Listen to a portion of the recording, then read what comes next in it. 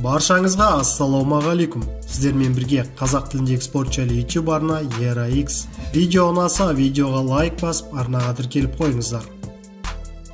Дастин Порье мен Конор Макгрегор арасындағы жекпе-жек титулды болуы әбден мүмкін. Бұл туралы Дастин мәлімдеді. Оның айтуынша, Хабиб шынымен мансабын аяқтаса, Конормен кездесуі титулды болуы мүмкін. Хабиб бір сөзді адам, егер ол кетем десе, шынымен кетуі мүмкін. Сондықтан Конормен жекпе-жегім титулдық жекпе-жекке айналуы мүмкін деп ойлаймын. Ол бұрынғы нақты чемпион. Мен белдікті қайтарып алғысы келетін бұрынғы уақытша чемпионмын.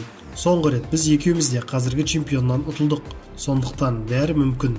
Сонда да мен бұған көп мән бермеуге тырысамын.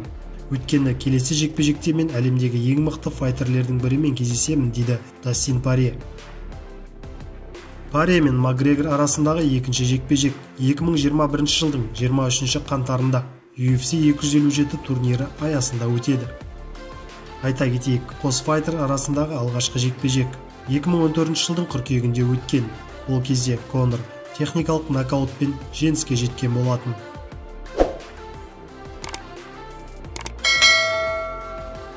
Конор Макгрегордың жаттықтырушысы. Бұл жекпе-жекте Конор Порьенің жарығын өте жылдам сөндіруі мүмкін, және оны Дастин Порье жақсы біледі, дейді.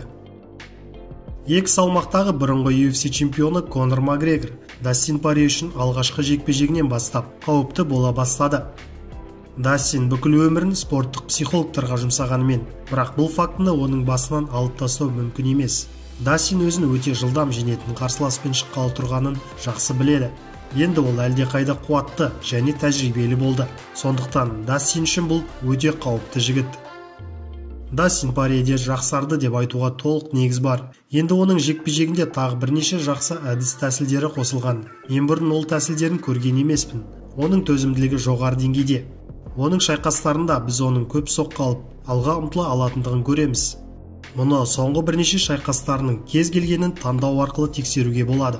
Бірақ оның алдағы қарсыласы жоғары деңгейдегі жыртқыш. Конор ауыр соққыға ие жауынгер.